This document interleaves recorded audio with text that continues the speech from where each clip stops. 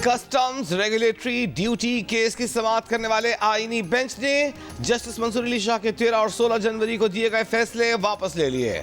Justice Mansoor Ali Shah ने 13 जनवरी को article 191 की तशरीह से मुताल्लिक नोटिस जारी किए थे।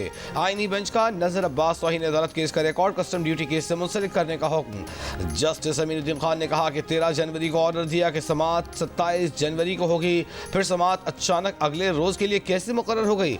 जस्टिस जमाल मंदखेल ने कहा कि 3 रुकनी बेंच से एक जज अलग हो गए, क्या वो जज ऑर्डर दे सकते थे कि केस मखसूस बेंच के सामने लगे।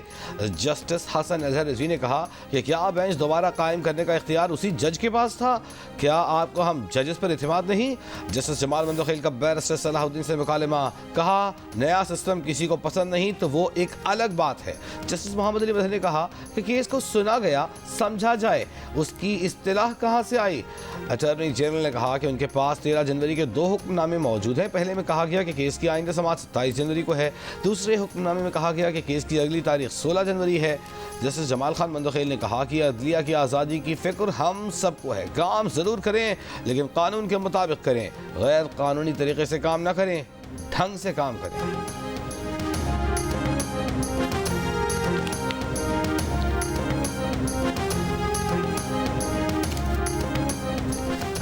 वफाकी हुकूमत का जस्टिस मंसूर अली शाह के फुल कोर्ट तश्कील का ऑर्डर चैलेंज करने का फैसला। अटार्नी जनरल ने आईनी बेंच को वफाकी हुकूमत के फैसले से मुतालिक मौक़िफ़ से आगाह कर दिया। अटार्नी जनरल का कहना है कि फैसले में जस्टिस मंसूर अली शाह ने आज खुद नोटिस का इख्तियार इस्तेमाल किया। जस्टिस मंसूर अली शाह ये इख्तियार इस्तेमाल नहीं कर सकते थे। गैर आइनी फैसला होने की वजह से वफाकी हुकूमत इसे चैलेंज करेगी। गुज़श्ता रोज़ जस्टिस मंसूर अली शाह की सरबराही में 2 रुकनी बेंच ने एडिशनल रजिस्ट्रार नज़र अब्बास के खिलाफ तौहीन अदालत केस का तहरीरी हुक्मनामा जारी किया। बेंचेज इख्तियारात का केस मुकर्रर न करने के मामले पर फुल कोर्ट बनाने के लिए फाइल चीफ जस्टिस को भेजी गई।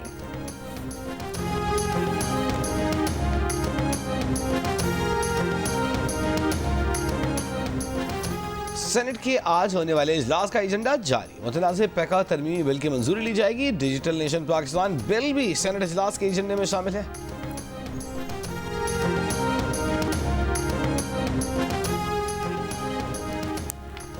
इस्लामाबाद में निज़ाम सेहत को पूरे मुल्क के लिए मॉडल बनाया जाए। वज़ीर आज़म शहबाज शरीफ की हिदायत। वफाकी हुकूमत के ज़ेर इंतज़ाम सेहत के निज़ाम को जदीद खतूत पर इस्तेवार करने के लिए जायज़ा इजलास। वज़ीर आज़म ने कहा कि हुकूमत सेहत की सहूलियात तक रसाई के लिए तरजीही बुनियादों पर काम कर रही है।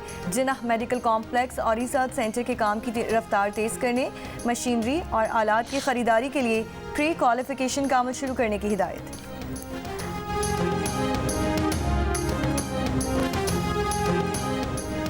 स्पीकर एयाज सादिक का पीटीआई कमेटी अरकान से राबिता। असद कैसर और उमर अयूब से कमेटी के इजलास में शिरकत पर गुफ्तगू। पीटीआई ने कोई ठोस यकीन दहानी नहीं कराई। चेयरमैन पीटीआई बैरिस्टर गौहर ने ऐलान किया था कि स्पीकर को मुज़ाकरात में शिरकत न करने से आगाह कर दिया है।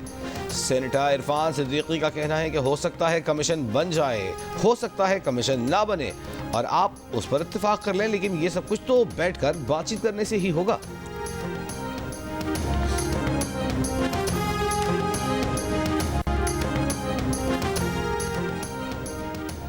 जुडिशल कमीशन नहीं, पार्लिमानी कमीशन बनाने पर गौर किया जा सकता है। पीटीआई ने आज मुज़ाकरात में शिरकत की तो हुकूमत पेशकश सामने रखेगी।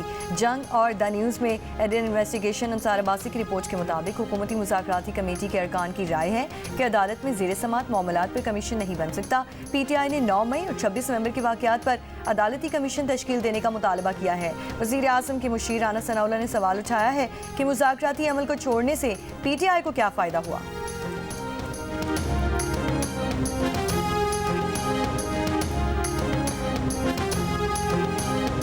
मसनूई ज़हानत की दुनिया में तहलका। मसनूई ज़हानत पर मबनी चैट बॉट DeepSeek R1 ने चैट GPT को मात दे दी, बड़े बड़ों की मार्केट बिठा दी। अमेरिका, बरतानिया और चीन में भी एप्पल के ऐप स्टोर्स पर टॉप रेटेड मुफ्त एप्लीकेशन बन गई।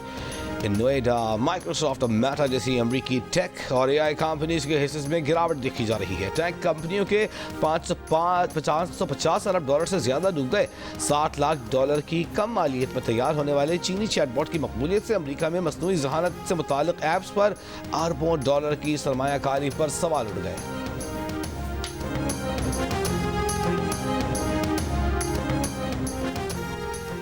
अमरीकी हुक्काम ने कई दीगर मुल्कों की तरह पाकिस्तान के लिए भी इमदाद रोकने की तस्दीक कर दी। कई अहम मंसूबे रोक दिए गए। अमरीकी ओहदेदार के मुताबिक तवानाई और ज़राअत के शोबों के 5 मंसूबे रुक गए। अमरीकी इक़दाम से तालीम, सेहत और इक़्तिसादी नमू के 4 मंसूबे मुतासिर हुए। जमहूरियत, इंसानी हुकूक, गवर्नेंस और सकाफती तहफ़्फ़ुज़ के मंसूबे भी मुतासिर। अमरीका आज सरे नौ जायजे के बाद प्रोग्राम्स को जारी रखने का फैसला करेगा। सऊदी अरब और कतर में गदागरी में मुलव्वस खातून को कराची एयरपोर्ट पर हिरासत में ले लिया गया। FIA के मुताबिक खातून विजिट वीजे पर बहरीन जा रही थी। सेनेगाल से आने वाले शख्स को भी मशकूक दस्तावेज पर हिरासत में ले लिया गया। मुल्ज़िम एहसान के पासपोर्ट पर इटली की इमिग्रेशन की बहुत जाली थी। गिरफ्तार मुल्ज़िमान मजीद कार्रवाई के लिए इंसदाद इंसानी स्मगलिंग सर्कल मुंतकिल।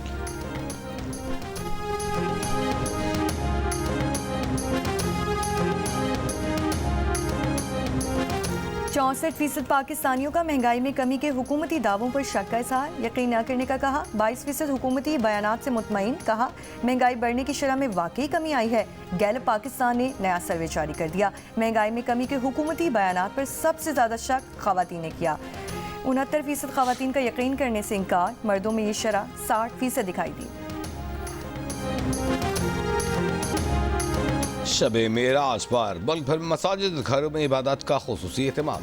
सिंध के तालीमी इदारों में आज तातील। जामिया कराची के तहत इम्तहानात अलबत्ता शेड्यूल के मुताबिक हो रहे हैं।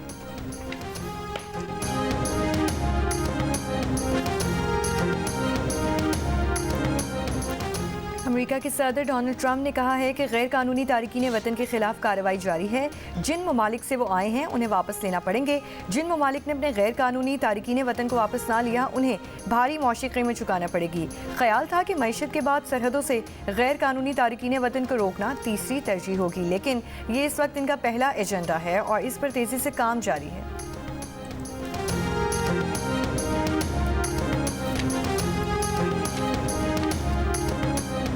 अमेरिकी वज़ीर ख़ारजा मार्को रूबियो का उर्दन के बादशाह शाह अब्दुल्लाह को टेलीफोन। गजा, जंग बंदी, खित्ते में सिक्योरिटी और इस्तेहकाम पर बातचीत। दोनों रहनुमाओं ने शाम की सूरत हाल पर भी बात की।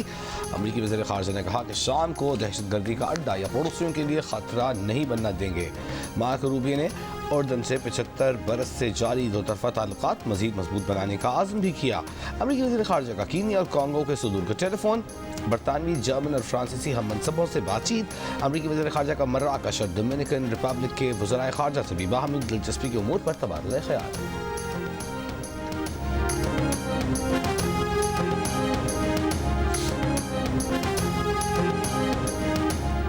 जबरी तौर पर निकाले गए 3 लाख फ़लस्तीनियों की शिमाली गजा वापसी। 15 माह शदीद बमबारी के बाद घरों की जगह खंडरात और मलबे का ढेर ही बाकी।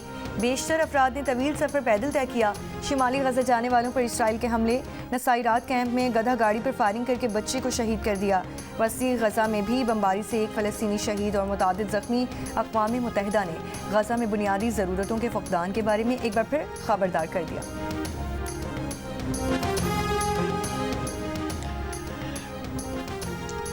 जबरी तौर पर अमरीकी सदर ट्रंप का भारतीय वज़ीर आज़म मोदी पर मजीद अमरीकी हथियारों की खरीदारी पर जोर। व्हाइट हाउस से जारी बयान के मुताबिक दोनों रहनुमाओं के दरमियान टेलीफोन पर गुफ्तगू में सदर ट्रंप ने अमरीकी साख्ता सिक्योरिटी आलात की खरीदारी में इजाफा और मुनसिफाना दो तरफा तजारती ताल्लुकात बढ़ाने की अहमियत पर जोर दिया। ट्रंप ने कहा कि अमरीका भारत का सबसे बड़ा तजारती शराकतदार और अहम स्ट्रेटेजिक शराकतदार है। सऊदी अरब ने मक्का और मदीना की जायदाद में गैर मुल्कियों को सरमायाकारी की इजाज़त दे दी। अरब मीडिया के मुताबिक गैर मुल्की सरमायाकार अब मक्का और मदीना में जायदाद के मालिक सऊदी लिस्टेड कंपनीज में सरमायाकारी कर सकेंगे। गैर मुल्की सरमायाकारी सिर्फ लिस्टेड कंपनीज के हिस्से से काबिल तब्दीली कर्जे तक महदूद है। फैसले का मकसद सऊदी विजन 2030 के तहत सरमायाकारी बढ़ाना और मईशत को तक़वियत देना है। चीन और भारत 5 साल बाद बराह रास्त फ़ज़ाई सर्विस दोबारा शुरू करने पर रजामंद। चीनी वज़ीर ख़ारजा की बीजिंग में भारतीय सेक्रेटरी ख़ारजा से मुलाकात में इत्तेफाक। परवाज़ों की बहाली के फ्रेमवर्क पर बातचीत के लिए चीनी और भारतीय हुक्काम में मुलाकात जल्द होगी। चीन भारत मुतनाज़ सरहदी इलाके में 2020 की फ़ौजी झड़पों के बाद से दोनों ममालिक के ताल्लुकात कशीदा है।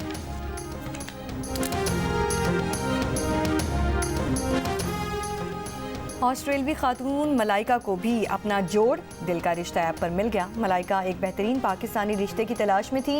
ऐप पर प्रोफाइल बनाने और गोल्ड पैकेज अपग्रेड करते ही पेशावर की कारोबारी शख्सियत आसिफ खान से मैच बन गया। जल्द ही दोनों पुरवकार तकरीब में शादी के बंधन में बन गए।